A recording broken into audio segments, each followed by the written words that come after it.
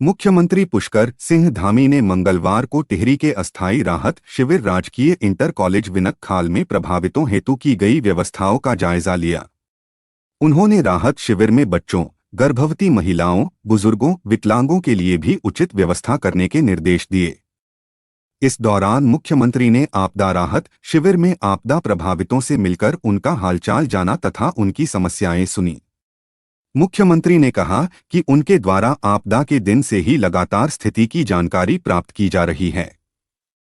उन्होंने आपदा में हुई जनहानि पर गहरा शोक संवेदना व्यक्त करते हुए दिवंगत आत्माओं की शांति तथा पीड़ित परिवार को इस दुख की घड़ी को सहन करने की शक्ति प्रदान करने की कामना की।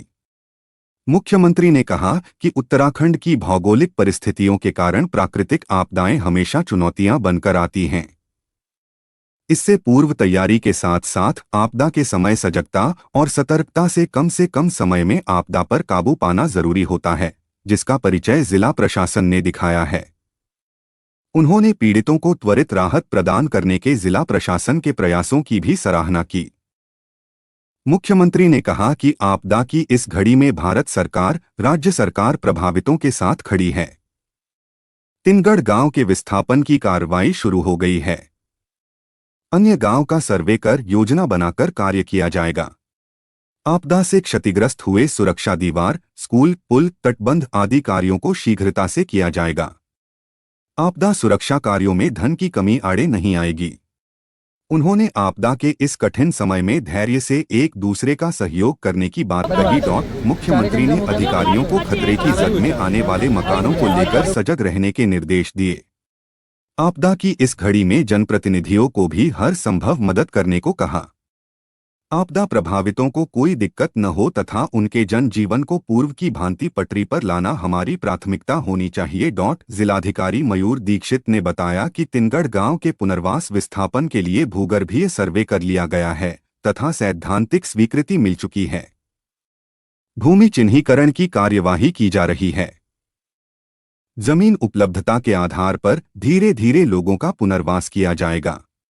जिलाधिकारी ने बताया कि ग्राम कोट के 28 परिवारों के विस्थापन की कार्यवाही गतिमान है।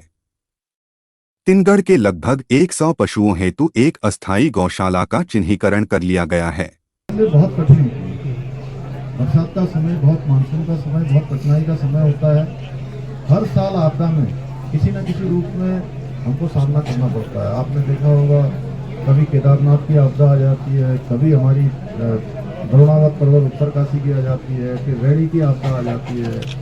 पिछले सालों में देहरादून के आसपास के क्षेत्रों में काफ़ी अच्छा यहाँ पर काम किया है प्रशासन के लोगों ने, और निश्चित रूप से यही दुआ भी है इनके लिए, क्योंकि ऐसे कठिन समय में ये काम कर रहे हैं। तो निश्चित रूप से आप सबका भी कहीं न कहीं ये है कि भी पूरे प्रशासन, सरकार आपदा के समय में आपके साथ खड़ी है।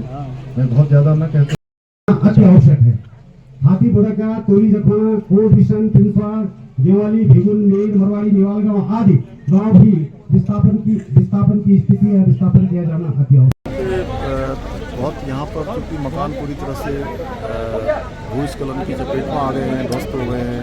तिनगढ़ और हमारे जो है तोली है, अपना ये पूरा तिनगढ़ है, पूरा ये क्षेत्र है ये आसपास का।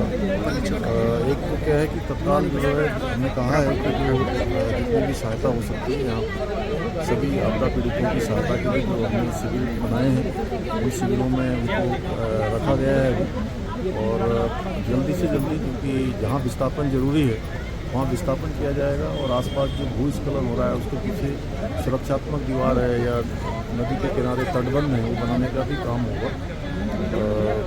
क्योंकि जो काम भी यहाँ के लिए ज़रूरी हैं, जो लोग विस्थापित होकर इधर उधर गए हुए हैं, उनका अगर पुनर्वास जरूरी जहाँ पर है, सबसे पहले पुनर्वास की कार्रवाई। सर, उत्तराखंड के 100 के करीब ऐसे आपदाग्रस्त गांव हैं, उनके विस्थापन की क्या चल रहा है सर?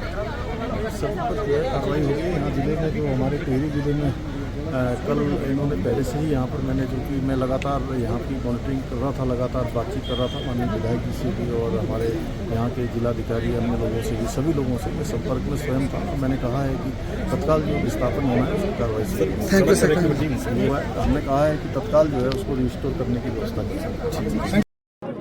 देखिए ये बूढ़ा केदार क्षेत्र के तिनगढ़, तोली, ऐसे अनेक गाँव में जो है जो आपदा आई है, राहत कैंप में सभी लोगों से मैंने बात की है। उन्होंने अपने कुछ मांगे भी रखी हैं कि किस प्रकार से सुरक्षात्मक दीवार बनानी है, तटबंध बनाने हैं, यहाँ का विस्थापन होना है, उस सभी पर बात हुई है और सबके निर्देश दे दिए हैं कि जल्दी से जल्दी इस पर कार्रवाई करें। सर आसपास के क्षेत्रों में भी सर काफी